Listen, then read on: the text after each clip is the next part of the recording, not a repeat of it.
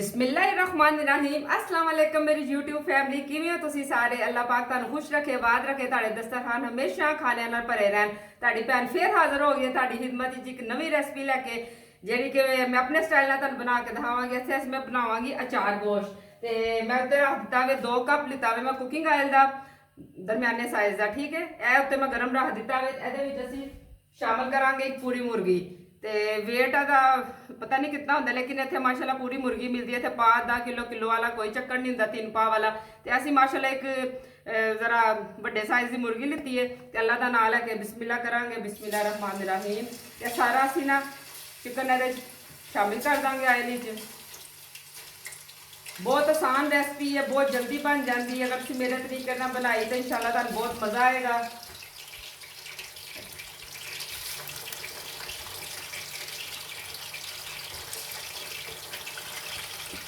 ਇਹਨੂੰ ਹੁਣ ਅਸੀਂ ਉਨੀ ਦੇਰ ਤੱਕ ਇਹਦੇ 'ਚ ਭੁੰਨਾਂਗੇ ਜਿੰਨੀ ਤੱਕ ਇਹਦਾ ਗੋਸ਼ਤ ਦਾ ਕਲਰ ਚੇਂਜ ਨਹੀਂ ਹੋ ਜਾਂਦਾ। देख सकते हो माशाल्लाह हुण चिकन का सारा कलर चेंज हो चुका, कितना सोहना पिंक पिंक हो गया। हुण असीं मज़ीद चीज़ां को शामिल करांगे। ਇਹਦੇ 'ਚ देखो टमाटर है, टमाटर मैं 4 लिते ने, इन्हां दी मैं पेस्ट बना लीती हैगी है। ਇਹਦੇ 'ਚ शामिल कर दांगे बिस्मिल्लाहिर्रहमानिर्रहीम। इस तरीके नाल तुसीं कदी बना के वेखना, इंशाल्लाह ताला तुहानू बहुत मज़ा आएगा। तुहाडा भी तरीका बहुत अच्छा होएगा, लेकिन तुसीं इस तरीके नाल कुक जरूर करना। ਇਹ मैं 4 ਵੱਡੇ साइज़ के प्याज लिते ने, ਉਹਨੂੰ मैं ना फ्राई करके तो फिर वेट लगा लिता से, ਉਹਦੀ पेस्ट बना लीती है। देख सकते हो माशाल्लाह कच्चापन च नहीं है, सही तरीके नाल ਇਹਨੂੰ कुक कराया करो। इस तरह ਇਹਨੂੰ ਇਹ शामिल कर देंगे सारी पेस्ट। ਇਹ 4 प्याज ने, प्याली जी है ना 4 प्याज़ों की बनी हुई है। उस तो बाद असीं है ना लसन अदरक का पेस्ट है, वह भी इस तरीके नाल तुसीं कर लेना है। यह शामिल कर देंगे। यह जो 2 सर्विंग स्पून ने ना वड्डे वो लिते ने। इस डिश में बहुत ज़्यादा अमल दखल होंदा है, इन्हां चीज़ों का ध्यान रखा करो, इत्थे कंजूसी नहीं चलेगी। तो यह शामिल कर देंगे बिस्मिल्लाहिर्रहमानिर्रहीम। ठीक हो गया। उस तो बाद ये अचार गोश्त जिहड़ा ना मैं एक पैकेट शामिल किया है। ये ऐड करांगे बिस्मिल्लाहिर्रहमानिर्रहीम। ये फिर मजीद मैं कुछ मसाले लिते ने।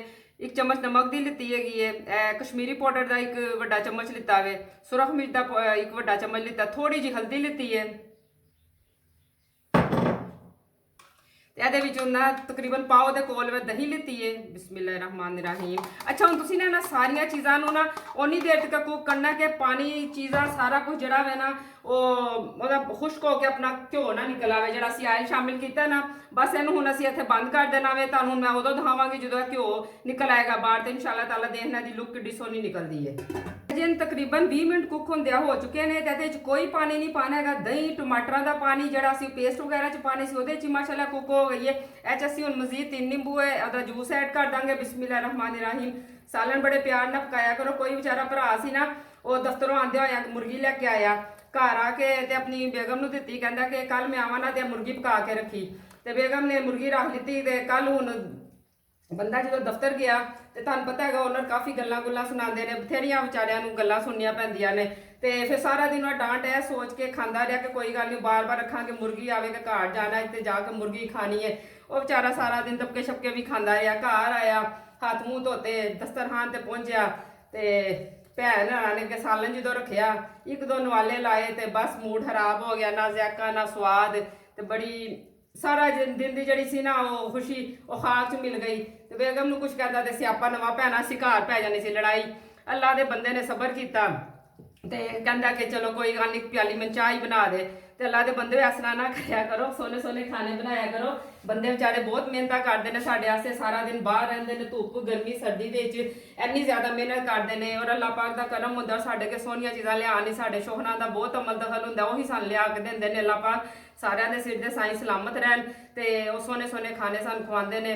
अल्लाह पाक उन्हें सेहत तंदुरुस्ती देवे। अज मेरे मियाँ साहब खुद बारिश आए है, तो बारिश बेचारे तरबेले बहुत ज़्यादा सर्दी होंदी है तो भिज गए हैं। अल्लाह पाक उन्होंने सेहत तंदुरुस्ती देवे। अल्लाह पाक तुहाडे सब दी दिल दी आसां मुरादां पूरियां करे। तो नींबू असीं इत्थे पा दित्ता है। हुण असीं मज़ीद 5 मिनट का दम ला देवांगे।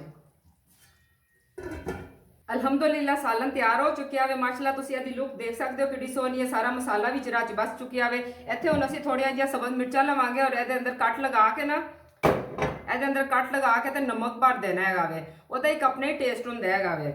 लोग अचार गोश्त का मसाला फील करते, बस मैं इहदे च नमक ऐड करनी हुंदी है ते इहदे नाल बहुत सोहना लगदा वे। सारियां मिर्चां दे उत्ते रख दांगे। धनिया तुसीं पाना तुहाडी अपनी मर्जी हैगी है, ते मैं इहदे च वैसे धनिया नहीं शामिल करदी हुंदी। ਮਾਸ਼ਾਅੱਲਾ ਬਹੁਤ ਸੋਹਣਾ ਔਰ ਬਹੁਤ ਮਜ਼ੇਦਾਰ ਬਣਿਆ ਵੇ। ਤੁਸੀਂ ਕਹਿੰਦੇ ਹੋਵੋਗੇ ਚੱਖਿਆ ਹੈਗਾ ਵੇ, ਲੇਕਿਨ ਇਹ ਕਿ ਮੈਂ ਕਦੀ ਮਸਾਲੇ ਮਸੂਲੇ ਚੱਖੇ ਨਹੀਂ ਨੇ। ਮੈਨੂੰ ਅਲਹਮਦੁਲਿਲਾ ਯਕੀਨ ਹੁੰਦਾ ਵੇ, ਕਦੀ ਨਹੀਂ ਫਰਕ ਨਿਕਲਿਆ ਹੈਗਾ। ਬਸ ਆਪਣੇ ਘਰ ਦੇ ਹੱਥਾਂ ਦਾ ਮਸਾਲਿਆਂ ਦਾ ਪਤਾ ਹੁੰਦਾ ਵੇ। ਤੇ ਮਾਸ਼ਾਅੱਲਾ ਦੀ ਲੁੱਕ ਵੇਖ ਸਕਦੇ ਹੋ, ਗੋਸ਼ਤ ਵੀ ਗਲ ਚੁੱਕਿਆ ਵੇ, ਸਾਲਨ ਦੀ ਲੁੱਕ ਵੀ ਸੋਹਣੀ ਲੱਗਦੀ ਵੀ। ਤੁਹਾਨੂੰ ਅਗਰ ਇਹ ਰੈਸਪੀ ਅੱਛੀ ਲੱਗੀ ਹੈ ਫਾਰਵਰਡ ਕਰੋ, ਸ਼ੇਅਰ ਕਰੋ, ਸਬਸਕ੍ਰਾਈਬ ਕਰੋ। ਜਿਨ੍ਹਾਂ ਨੇ ਕੀਤਾ ਹੋਇਆ ਉਹਨਾਂ ਦਾ ਦਿਲ ਦੀ ਗਹਿਰਾਈਆਂ ਨਾਲ ਸ਼ੁਕਰੀਆ। ਜਿਹੜੇ ਕਮੈਂਟ ਕਰਦੇ ਪਏ ਹੋ ਉਹਨਾਂ ਦਾ ਵੀ ਬਹੁਤ ਸ਼ੁਕਰੀਆ। ਲਾਜ਼ਮੀ ਉਹਨਾਂ ਨੂੰ ਮੇਰੀ ਹੌਸਲਾ ਅਫਜ਼ਾਈ ਕਰਦੇ ਪਿਆ। ਜਿਹੜਾ ਤੁਹਾਡਾ ਇੱਕ ਕਮੈਂਟ ਹੈ ਨਾ ਮੇਰੀ ਹੌਸਲਾ ਅਫਜ਼ਾਈ ਕਰਦਾ, ਮੈਨੂੰ ਮਜ਼ੀਦ ਜਜ਼ਬਾ ਦਿੰਦਾ ਅੱਛੀ ਕੁਕਿੰਗ ਕਰਨ ਦਾ, ਕਿ ਆਪਣੇ ਭੈਣ ਭਰਾਵਾਂ ਨੂੰ ਹੋਰ ਵੀ ਅੱਛੀਆਂ ਅੱਛੀਆਂ ਚੀਜ਼ਾਂ ਦੱਸਾਂ।